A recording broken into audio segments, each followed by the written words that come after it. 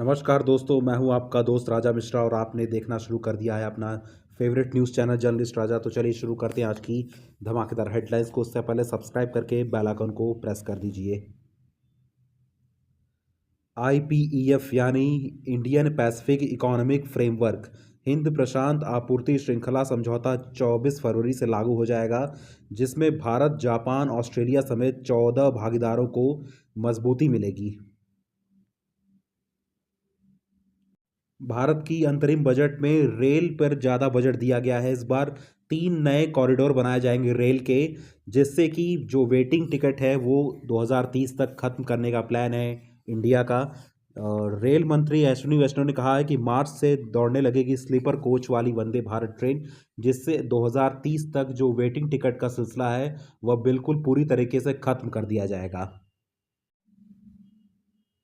प्रधानमंत्री नरेंद्र मोदी ने स्वीकार कर लिया है कांग्रेस नेता आचार्य प्रमोद कृष्णम द्वारा दिया गया न्योता।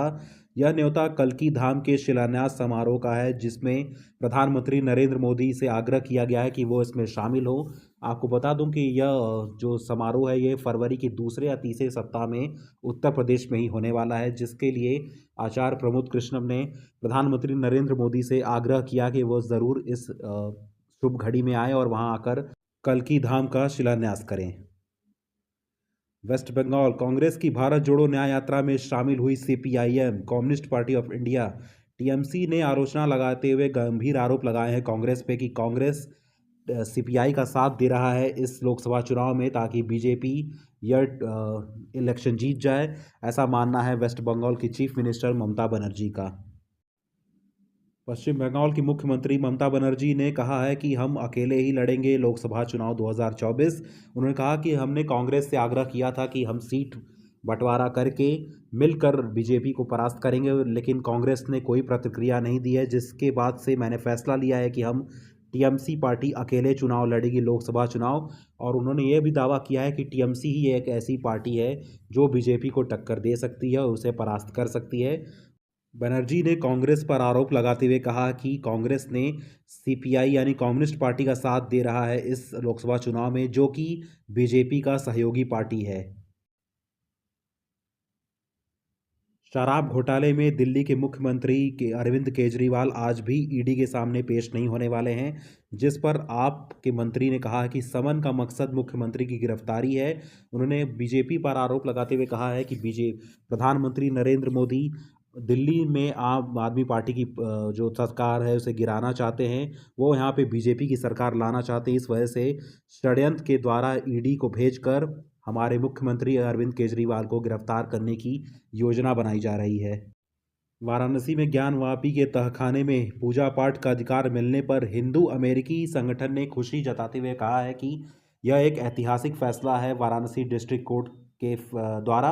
उन्होंने कहा है कि 1993 के बाद यह फैसला हिंदू के पक्ष में आया है। उससे पहले वहाँ पे पूजा पाठ करना वर्जित बताया गया था। अमेरिका द्वारा भारत को ड्रोन बेचने के फैसले के बाद अमेरिका ने भारत के प्रति अपनी प्रतिक्रिया दी है। मैथ्यू मिलर ने कहा है कि भारत के साथ हमारी साझेदारी सबसे महत्वपूर्ण संबंधों में से एक है। भारत और मालदीव के बीच दूसरे कोर ग्रुप की बैठक आज नई दिल्ली में होने वाली है। भारतीय सैनिकों की वापसी पर इस पे बात होगी। जो भारतीय सैनिक मालदीव में फंसे हुए हैं उनकी वापसी के लिए यहाँ पे भारत में आज दिल्ली में बात होने वाली है।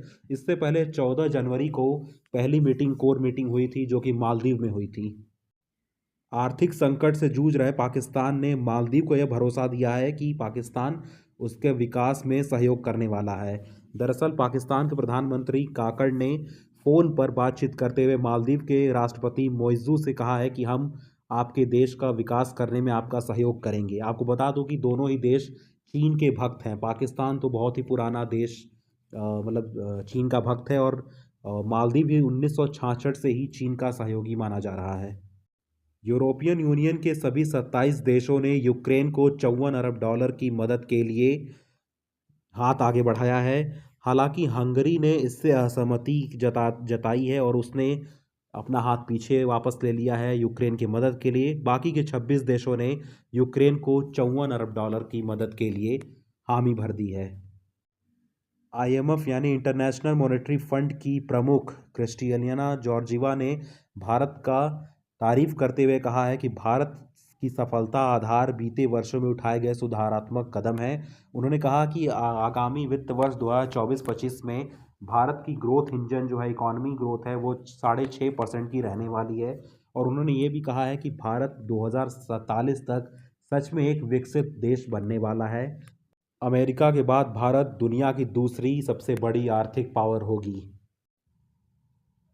पेरिस ओलंपिक पेरिस ओलंपिक के मशाल वाहकों में शामिल रहेंगे भारतीय भारतीय पूर्व शूटर अभिनव बिंद्रा। 2008 में शूटिंग में उन्होंने स्वर्ण पदक जीता था, जो कि चाइना में ओलंपिक हुआ था। आपको बता दूं कि इस साल पेरिस में ओलंपिक होना है, जो कि 26 जुलाई से 11 अगस्त पेरिस में होगा।